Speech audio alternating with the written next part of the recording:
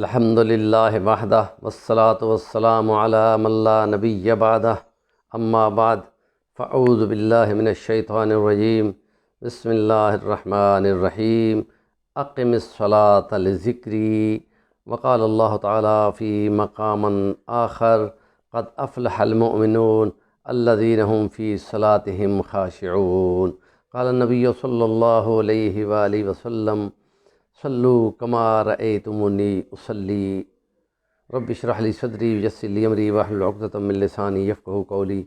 حاضرین و ناظرین کرام، قرآن اور نماز، قرآن اور عبادت، قرآن اور روزہ، قرآن اور پھر اسی طرح زکوٰۃ اور حج اور معاملات اور حقوق و زوجین اور معاشرت اور سیاست اور معیشت، یہ سب ٹاپکس انشاءاللہ بیسک قرآن میں سے آپ کے سامنے پیش کریں گے۔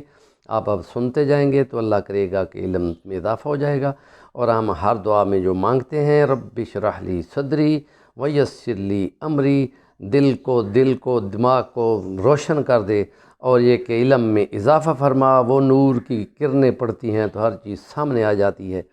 تو ذکر اذکار کے لیے بھی ہم نے آپ کو بہت کچھ بتا دیا ہے، کچھ ذکر اذکار بتا دیے ہیں، کچھ اور بھی بتائیں گے۔ کل ایک درود شریف بھی آپ کو بتایا تھا جو درود ناری ہے، اس کے ذریعے سے تمام مشکلات حل ہوتی ہیں، تمام بیماریاں دور ہوتی ہیں، اور اولیاء کرام کی طرف سے یہ وعدہ کرتا تھا یا بتایا گیا تھا۔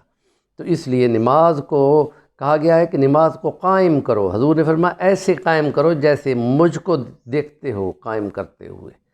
تو پڑھنا نہیں ہے جیسے تلاوت کی جاتی ہے، یہ کو قائم کرنا ہے۔ قائم ہوتا ہے ایک فرض سے دوسرے فرض کے درمیان پورے حقوق و فرائض کے ساتھ مزین کر کے ادائیگی کرنا اور ٹھیک ٹھاک کر کے پڑھنا، اور جب وہ اسی طرح قائم ہوتی ہے تو وہ یاد دہانی ہوتی ہے کہ تم خدا کے بندے ہو، ہاتھ باندھ کر سر جھکا کر کھڑے ہو، نگاہ جو ہے وہ سجدے پہ پڑ رہی ہے اور بندگی بجا لا رہے ہیں اور نگاہیں جھکی ہوئی ہیں۔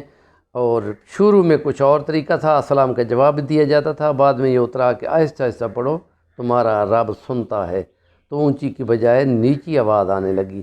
اور شروع میں ہر ولضالین آمین مسجد گونجتی تھی، بعد میں جب کہا گیا کہ ذرا آہستہ کر دو آوازوں کو تو پھر اس وقت اس کو آہستہ کر دیا گیا۔ یہ تدریج ہے، دھیرے دھیرے کر کے احکامات کو اتارے گیا۔ تو اس لیے کہا گیا کہ یاد کرو، میری یاد میں قائم کرو۔ تو نبی کی تعلیمات کے مطابق ہم قائم کریں گے تو صحیح ادائیگی ہوگی، اور اگر یہ نہ ہوئی تو حضور نے فرمایا او نمازی ادھر دوبارہ پڑھ۔ اس نے دوبارہ پڑھی، اسی طرح جلدی آپ نے فرمایا، جا رہا تھا آپ نے فرمایا ادھر آؤ دوبارہ پڑھو، تم نے نہیں پڑھی۔ تیسری بار جب جانے لگا تو وہ خود کہتا ہے یا رسول اللہ مجھے پھر بتایا۔ آپ نے فرمایا یہی میں چاہ رہا تھا کہ تم پوچھو۔ یہ انداز ہے نبی پاک کا، 3 دفعہ پوچھ کر اور پھر اس کو قائل کرنا، سمجھانا، نفسیات ہے تعلیم کی۔ تو جب اس نے چاہا کہ مجھے کوئی تعلیم دے، فرمایا ایسے ادا کرنا ہے۔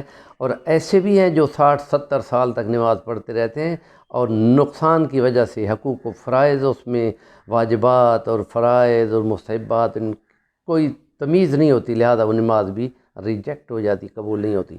اور سب سے پہلا سوال جو حشر کے میدان میں ہونا ہے کہ نمازیں گنو کتنی ہیں، کہ اس نے بندگی قائم کی کہ نہیں کی۔ اگر بندگی قائم کی تو پھر اس کے نتیجے میں یہ ہے کہ وہ جو خشوع و خضوع سے نماز ادا کی گئی ہوگی وہی قبول ہوگی۔ وہ کہتے ہیں کیسے پتہ چلے ایک نماز قبول ہے کہ نہیں ہے؟ اس کا دل سے پوچھو، دل تیرا قاضی ہے۔ اگر وہ مطمئن ہے تو سمجھو کہ تیری نماز ہو گئی، اور اگر وہ حال ہو کہ جی مولوی صاحب آپ نے تو نمازیں آج جو 3 پڑھائیاں رکعتیں، فرمایا 4 رکعتوں میں 4 دکانوں کا حساب کرتا تھا، آج کا 3 کا ہوا، 1 کا رہ گیا ہے۔ تو اقبال نے کہہ دیا تھا تیرا امام بے حضور، تیری نماز بے سرور، ایسی نماز سے گزر، ایسے امام سے گزر۔ یہ کیا ہے؟ نمازوں میں وہ جو اللہ کی یادوں اور نمازوں میں تساہل کرتے ہیں، بھول جاتے ہیں، اللہ نے بڑی سخت وارننگ دی ہے۔ بہت زیادہ کھیلتے رہتے ہیں، ادھر ادھر دیکھتے رہتے ہیں، ساہون، اور وہ سستی کرتے ہیں اور بھلاتے ہیں خدا کو۔ بھولنا نہیں ہے، اس کے نتیجے میں کیا ہے؟ وہ نماز جو خشوع و خضوع والی ہو، بندگی لاتی ہے اور خدا کی یاد لاتی ہے۔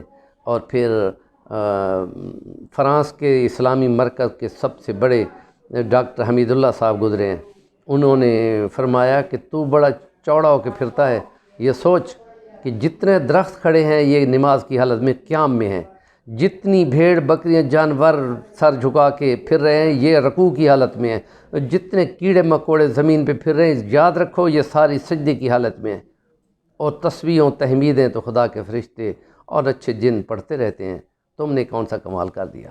اس لیے چوڑے نہ ہوا کرو اور یہ سوچو کہ بہت نہیں عبادت بندگی قبول ہے کہ نہیں، تو اس لیے دعا کرتے ہیں اللہ نقص کی ماری ہوئی بندگی تھی، حق ادا نہیں ہوا، اے اللہ کوشش کر رہا ہوں، اللہ اور برکت دے تاکہ میں بندگی صحیح ادا کروں اور تجھے قبول ہو جائے، اور پھر میرا کردار، میری سیرت، میرا اخلاق کو پھر پھل لگے کہ جو دیکھے اور چکھے تو کہے واہ واہ بہت اچھے ماشاءاللہ۔ تو ان مسلمانوں کو دیکھ کر دنیا مسلمان ہوتی تھی اور آج کے مسلمانوں کو دیکھ کر دنیا بھاگتی کیوں ہے؟ یہی ہمارے عمل میں نقص ہے۔ اللہ پاک نیکی کی بات کو آگے ابلاغ کرنے والا بنائے، اور چینل کو سبسکرائب ضرور کریں، اور اگر پسند آئے تو وہ لائک کریں اور کمنٹ ضرور کریں گے، کمنٹ سے رہنمائی ملتی ہے۔ وآخر دعوانا الحمدللہ رب العالمین۔